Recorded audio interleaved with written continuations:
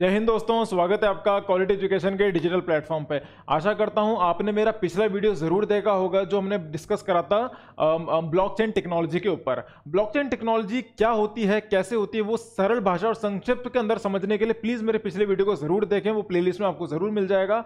देखिए, आज अभी हम डिस्कस करेंगे non fungible token. Non fungible token क्या होते हैं?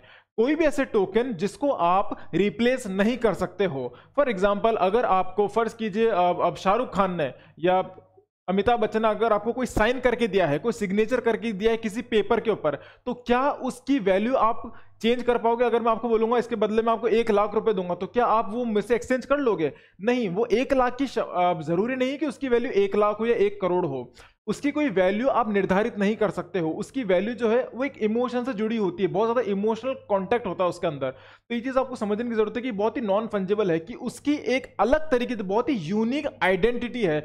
उस टोकन की, उस पर्टिकुलर एसेट की बहुत यूनिक आइडेंटिटी है। अब जो ये यूनिक आइडेंटिटी होती है, हमने इसको मोनेटाइज करना शुरू कर दिया है। किस तरह से अर्थव्यवस्था के अंदर इसका बहुत बड़ा रोल प्ले किया जाता है, हम इसके ऊपर डिस्कस करेंगे। एक नया तरह का ट्रेंड शुरू हुआ है मार्केट के अंदर, अर्थव्यवस्था के अंदर। तो ये आप तब समझ पाएंगे जब आप एक ब्लॉकचेन टेक्नोलॉजी को समझ पाओगे, क्योंकि एनएफटी और ब्लॉकचेन टेक्नोलॉजी आपस में काफी हद तक जुड़े हुए हैं। तो फंजिबल क्या होता है? जैसे मेरे 10 रुपए का नोट है।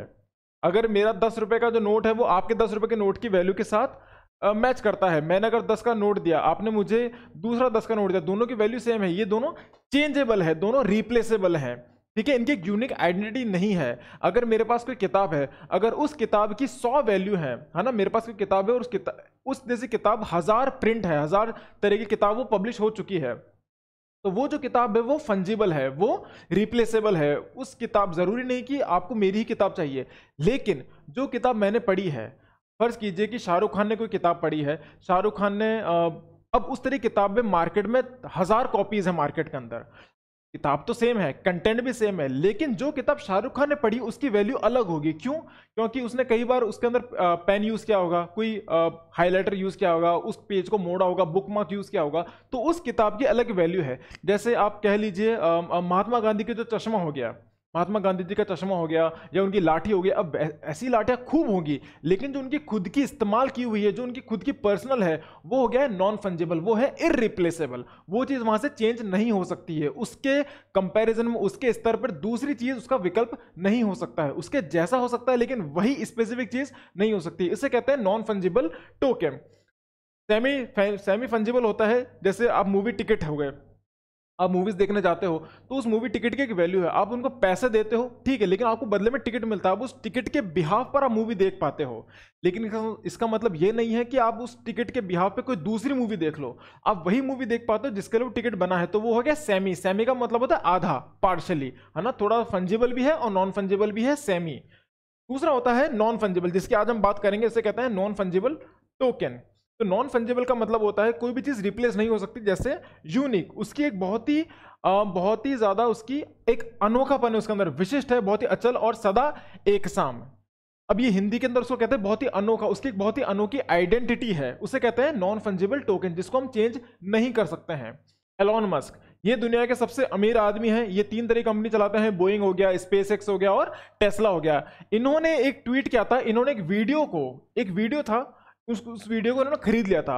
अब मूवी क्लिप हो गया। अब जैसे मैंने आपको बताया कि नॉन फंजिबल टोकन, टोकन क्या होता है? टोकन कुछ भी हो सकता है, कुछ भी मतलब कुछ भी हो सकता है। जैसे फॉर एग्जांपल एक इमेज हो सकती है ना, एक मूवी हो सकती है, क्लिप हो सकती है, पोस्टर हो सकता है, कोई गाना हो सकता है, और यहां तक कि जीआईएफ भी हो सकता है। जो जीआईएफ आप व्हाट्सएप यूज करते समय, टेलीग्राम यूज करते समय यूज करते होंगे, जीआईएफ। तो टोकन कुछ भी हो सकता है।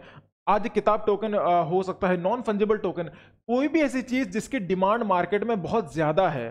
फर्ज कीजिए, अगर मैं आपके सामने उस बैट को, उस जो बैट है जिससे धोनी ने छक्का मार के हमारा वर्ल्ड कप जिताया था, वो क्या है? वो एक फंजिबल टोकन है। उसकी वैल्यू मार्केट में कितनी ज्यादा होगी?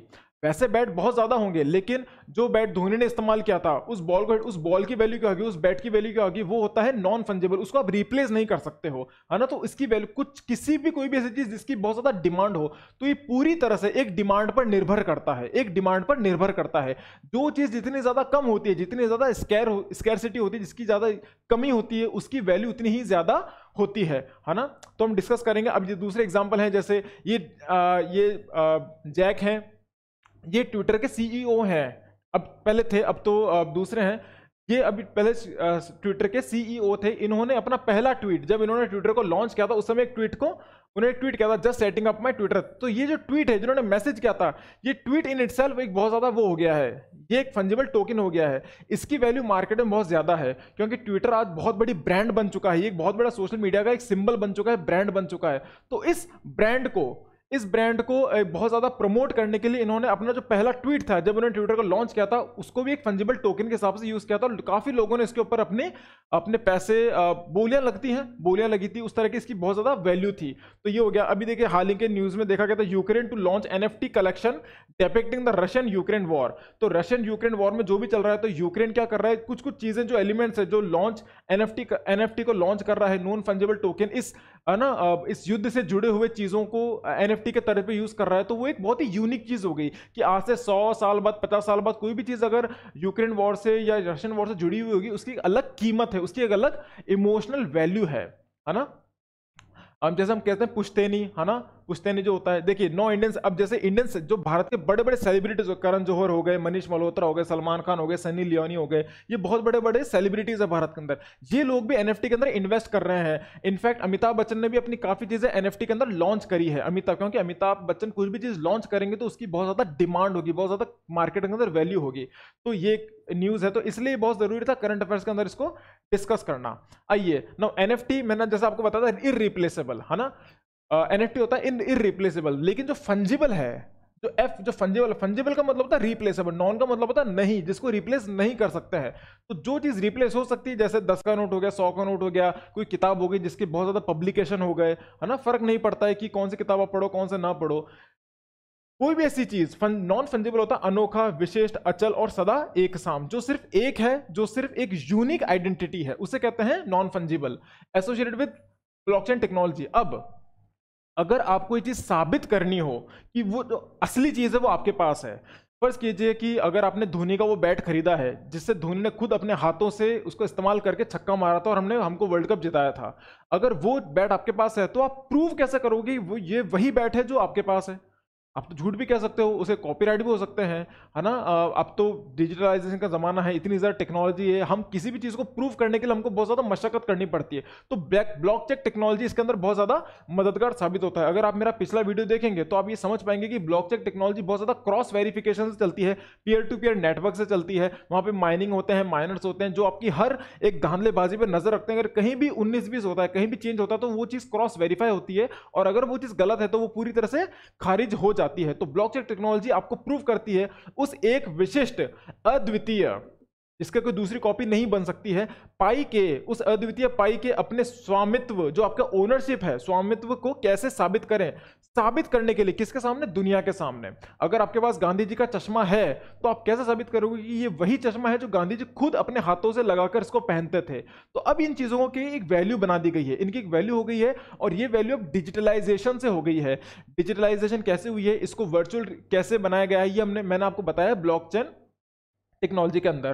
तो आपको ब्लॉकचेन टेक्नोलॉजी के थ्रू समझ में आएगा कि कोई भी चीज को आप डिजिटल कैसे करते हो, वर्चुअल कैसे करते हो, कैसे उसकी कीमत आप मोनेटाइज करते हो, डिजिटली रिकॉर्ड करते हो, है ना, आप दुनिया के सामने साबित करते हो। क्योंकि देखिए, अगर कोई भी चीज आप एकदम आपके पास यूनिक है, नई है, और उसकी फेक कॉपीज भी चल रही हैं मार्केट में। फर्ज कीजिए अगर आपके पास धोनी का वो बैट है जिन्होंने छक्का मार के वर्ल्ड कप जिताया था, वो बैट आपके पास है।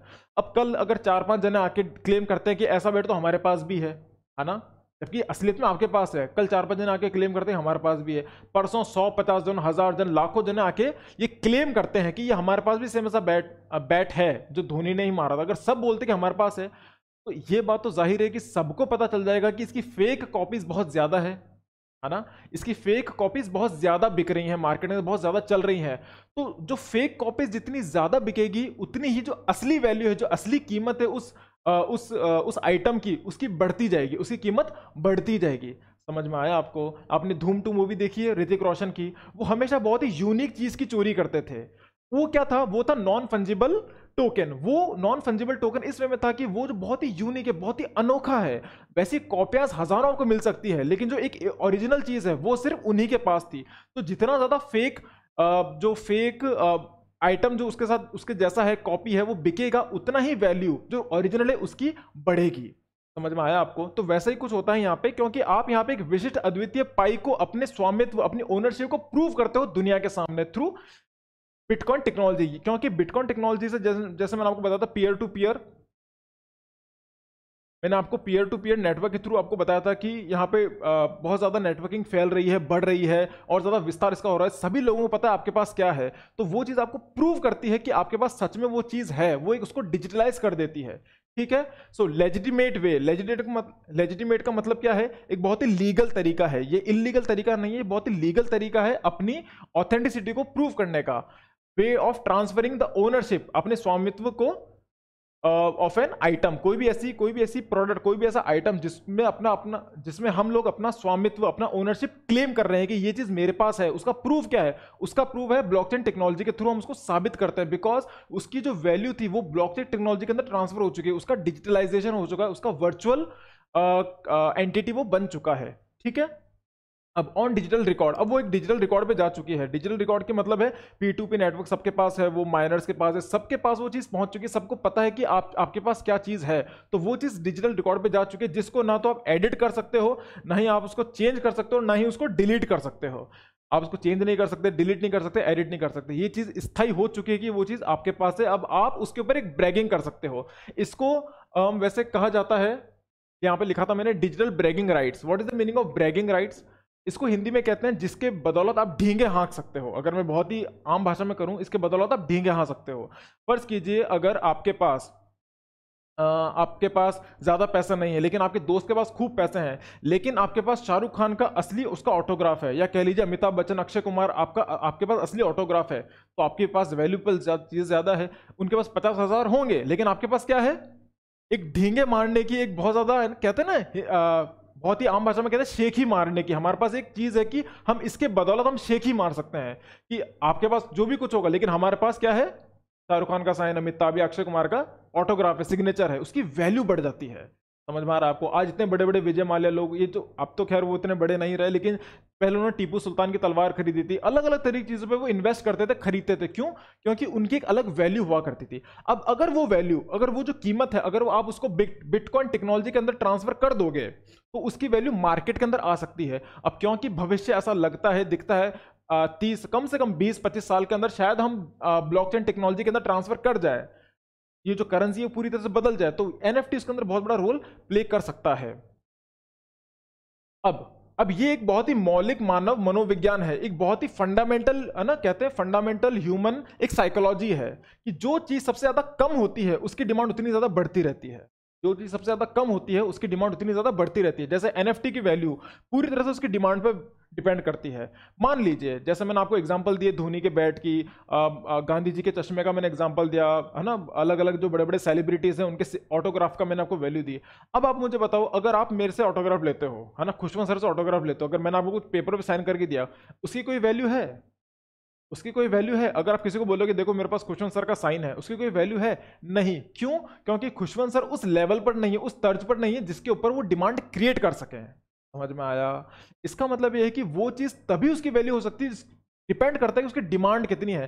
जाहिर सी बात है, जिस बैट से धोनी ने छक्का मारा उस बैट की कीमत बहुत ज्यादा है, गांधी जी के चश्मे उनकी लाठी की कीमत बहुत ज्यादा है, टीपू सुल्तान की तलवार की कीमत बहुत ज्यादा है ना, किसी बड़े सेलिब्रिटी की सिग्नेचर की ऑटोग्राफ की कीमत बहुत ज्यादा है। तो इसके ऊपर हम ढींगे हाँक सकते हैं, लेकिन आप खुशवंत सर के सिग्नेचर के ऊपर कहीं ढींगे नहीं आ सकते। किसी को फर्क नहीं पड़ता आपके पास उनका सिग्नेचर है या नहीं है। क्यों? क्योंकि मेरे सिग्नेचर की वो वैल्यू नहीं है। समझ में आया? तो पूरी तरह डिपेंड करता है, एनएफटी की वैल्यू किस पर डिपेंड करती है? डिमांड पर, कि आपकी डिमांड कितनी ज्यादा है।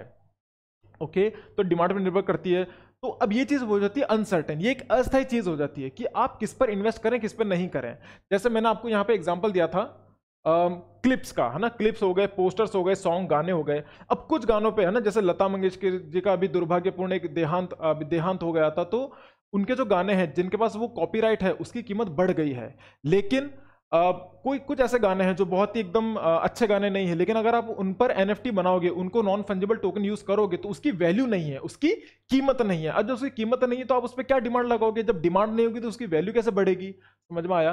तो NFT जो नॉन फंजिबल टोकन है, इसकी जो वैल्यू है वो डिपेंड करती है अगले की डिमांड पर, इसकी मांग कितनी ज्यादा है, और ये डिपेंड करता है। जैसे मैंने आपको बताया GIF, अब GIF के ऊपर भी काफी ज्यादा डिमांड है। अगर फॉर एग्जाम्पल अगर सलमान खान ने कोई GIF यूज किया है तो आपके पास रियल टोकन है कि उस GIF की एक वैल्यू होगी पर्टिकुलर, लेकिन वही GIF अगर आपके किसी दोस्त ने आपके साथ शेयर किया उसकी वैल्यू नहीं होगी। तो कहने का मतलब ये है कि ये चीज इसलिए थोड़ा सा दिक्कत की बात है, या इसको सरकार इसलिए लीगल नहीं कर सकती क्योंकि ये चीज स्थायी नहीं है, एक स्थिर चीज नहीं है। कुछ GIFs बहुत बड़े वैल्यूएबल होंगे, कुछ नहीं होंगे। कुछ ट्वीट बहुत बड़े वैल्यूएबल होंगे, कुछ नहीं होंगे। कुछ वीडियोस कह लो आप, है ना, कुछ न्यूज़ हो गई, कुछ म्यूजियम में रखने की चीज़ हो गई। तो ये चीज़ें कभी वैल्यूएबल होती है, कभी नहीं होती। तो आप इसमें कुछ सर्टेनिटी नहीं है। जैसा मैंने आपको बताया था NFT नॉन फंजिबल टोकन, जिसकी वैल्यू तब बढ़ती है जब उसकी फेक चीज़ और बढ़ जाती है। अगर आपके पास ऐसा कोई जूता है, फर्ज कीजिए आपके पास आईफोन है। अब आईफोन एक स्टेटस सिंबल है ना, हमारे सोसाइटी के अंदर आईफोन हो गया, एप्पल के फोन हो गए, वो एक स्टेटस सिंबल है। अब अगर वैसे फेक फोन अगर बहुत ज्यादा सर्कुलेट हो जाए, अगर बच्चे बच्चे के पास वैसा फोन है, अब सभी को पता लग गया कि ये बहुत ज्यादा फेक में सर्कुलेट है, तो वैसे ही जो आपके पास ओरिजिनल आईफोन है उसकी वैल्यू बढ़ जाएगी। क्यों? क्योंकि जो ओरिजिनल है वो आपके पास ही है ना। हालांकि कह लीजिए अगर आपके पास डिजिटल सिग्नेचर है नरेंद्र मोदी जी का, जो हमारे देश के प्रधानमंत्री, उनका सिग्नेचर आपके पास है, तो उसकी अपनी वैल्यू है, वो डिजिटल है। लेकिन जो उन्होंने खुद हाथ से साइन करके दिया है उसकी वैल्यू अलग है। अगर दूसरे लोग कहते हैं कि हमारे पास भी है, तो अगर ये चीज सबके सामने पता लग जाती है कि ये चीज फेक है और बहुत ज्यादा विस्तार इसका फेक सिग्नेचर्स का हो रहा है, तो उस फेकनेस के साथ जितना फेक बढ़ेगा उतना ही उसकी जो रियल कीमत है, जो असली सिग्नेचर, उसकी कीमत बढ़ेगी। समझ में आ रहा है आपको? ये एक बहुत ही बेसिक मौलिक मानव मनोविज्ञान है, बहुत ही बेसिक ह्यूमन साइकोलॉजी कहते हैं इसको, ठीक है। तो रेप्लिकेशन डजंट मैटर, तो फर्क नहीं पड़ता है कि उसकी कितनी मल्टीपल कॉपीज हैं, है ना, फर्क नहीं पड़ता है कि उसकी मल्टीपल कॉपीज कितनी है, लेकिन जो ओरिजिनल है ना, जो ओरिजिनल है उसी की कीमत है। उस तरह की किताब कितनी है फर्क नहीं पड़ता, लेकिन वो किताब जिसको शाहरुख खान ने पढ़ा है, उसमें से नोट्स बनाए, अंडरलाइन किया है, उस खुद की किताब की वैल्यू बहुत ज्यादा होगी। समझ में आ रहा है आपको? तो डजंट मैटर इतना रेप्लिकेट होता है। ब्लॉकचेन टेक्नोलॉजी ये ऑनलाइन डिजिटल प्लेटफॉर्म है जिसको जो रिकॉर्ड मेंटेन करता है आपका प्रूफ ऑफ ओनरशिप, कि आप इसको सच में ओन करते हो, ये साबित करता है। ये एक प्रूफ है, ये एक सबूत है कि आपने इसको डिजिटली ओन किया है। अब ये चीज वहां पे डाटा में रिकॉर्ड हो चुकी है, डिजिटली लेजर के अंदर रिकॉर्ड हो चुकी है, आपके पीयर टू पीयर नेटवर्क सबके पास वो चीज पहुंच चुकी है, माइनर्स के अंदर सबके साथ वो क्रॉस चेक हो चुकी है। तो आपकी जो इसकी ओनरशिप, आपकी जो स्वामित्व है, वो पूरी तरह से स्थापित हो चुका है। तो ये चीज है नॉन फंजिबल टोकन। अच्छा, ये है तो फंजिबल, जैसे आपको मैंने शुरुआत में बताया था 2000 का अगर नोट है तो वो 500 के 4 हो जाएंगे, तो ये हो गया फंजिबल। लेकिन नॉन फंजिबल ऐसा नहीं होता है। वो ऐसा नोट है ना, ऐसा कोई नोट जो कह लीजिए कि जिसपे जो पहली बार लॉन्च हुआ था, जो म्यूजियम के अंदर रखा हुआ, उस नोट की वैल्यू अलग होती है। उस नोट पे आप डिपेंड नहीं कर सकते, क्योंकि वो जो नोट है, अगर वो 2000 का नोट कह लीजिए, है ना, फर्ज कीजिए, सिंपल सा एग्जांपल दे रहा हूं, कोई 2000 का नोट है जिसपे गांधी जी ने खुद अपना हाथ लगाया था, वो उनके पॉकेट में रहता था, तो उसकी वैल्यू 2000 नहीं होगी। उसकी वैल्यू तकरीबन कम से कम 2.5 या 3 लाख तक होगी उसकी वैल्यू। क्यों? क्योंकि वो नोट खुद गांधी जी के हाथ से पास हो गया, उनका टच है उसके ऊपर। ठीक है, तो इस तरह के वो नॉन फंजिबल हो गया है। आशा करता हूं ये छोटा सा टॉपिक आपको समझ में आया होगा। नॉन फंजिबल टोकन क्या होता है, ये बहुत ही छोटा कॉन्सेप्ट है, लेकिन जानना बहुत जरूरी है।